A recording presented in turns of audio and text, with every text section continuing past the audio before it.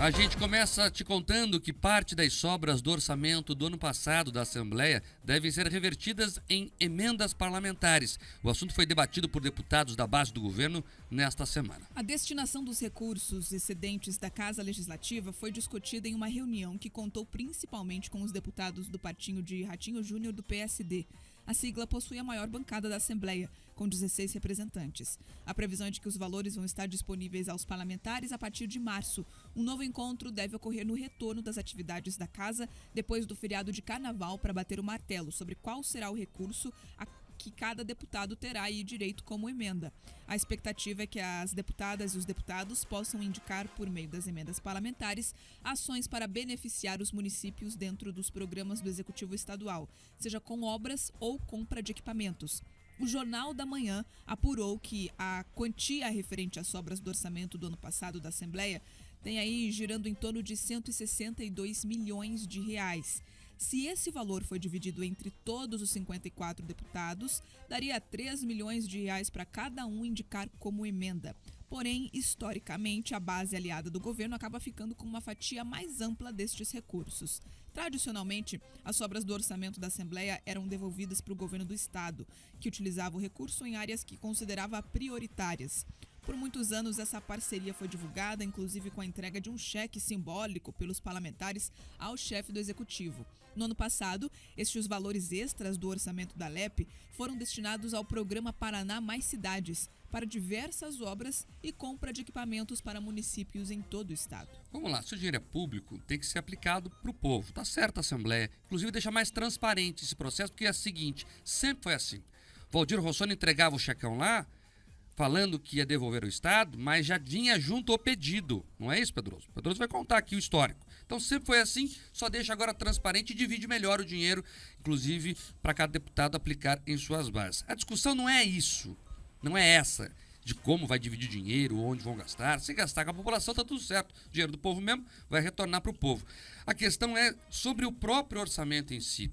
E o debate talvez esteja aí, né? Será que não está na hora de rever esses repasses, não só o da Assembleia, como do Ministério Público, como o do Judiciário, enfim, como o das câmaras de vereadores? Daí sempre sobra dinheiro. Se sempre sobra o dinheiro, estão superestimando o orçamento.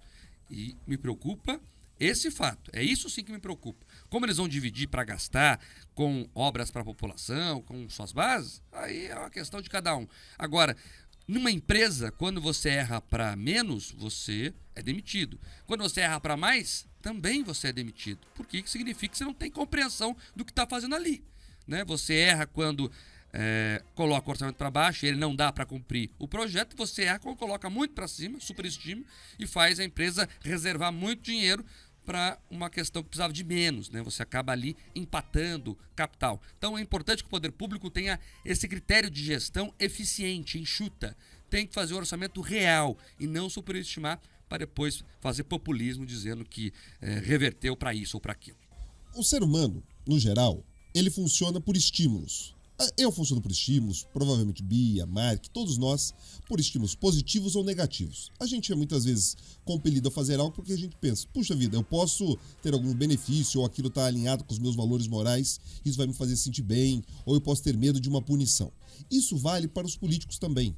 Quando você transforma esses recursos excedentes e você traz a visibilidade que o Mark aqui ressaltou super bem, é o seguinte: você está garantindo que o político ele se sinta motivado a também economizar. É óbvio que você tem essa distorção orçamentária. Isso precisa ser discutido urgente. Quando se pensou nos repasses obrigatórios, nos percentuais de cada um dos poderes, o orçamento público tinha outro tamanho. Agora, com o volume de recursos que tem sido arrecadado, com a forma em que eles são investidos, a gente precisa rediscutir com certeza esses percentuais obrigatórios, inclusive, Mark, aqueles recursos destinados com gastos exclusivos, quando se pensa, né, a famosa vinculação orçamentária. Então, tudo isso precisa ser revisto, inclusive, à luz da próxima reforma tributária. Agora, falando especificamente sobre esses recursos da Assembleia, de fato, o que acontecia antes era o seguinte: você tinha a economia gerada ali pela mesa e o presidente, em alguns deputados mais influentes, mediavam com o governo para alguns deputados terem mais benefícios que outros. Então, o estímulo geral, Mark, não era da economia,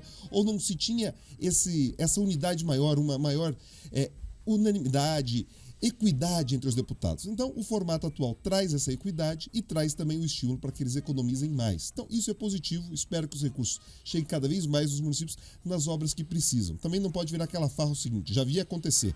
Município pedindo trator, mas não tinha a menor necessidade de trator. E isso vale para ônibus, vale para carro, vale para várias coisas. Tinha carro encostado e pedindo outro veículo. Então, o critério também precisa ser muito atencioso para que, de fato, as pessoas percebam esse benefício. Como você alertou, o dinheiro é do povo e merece ser bem gasto.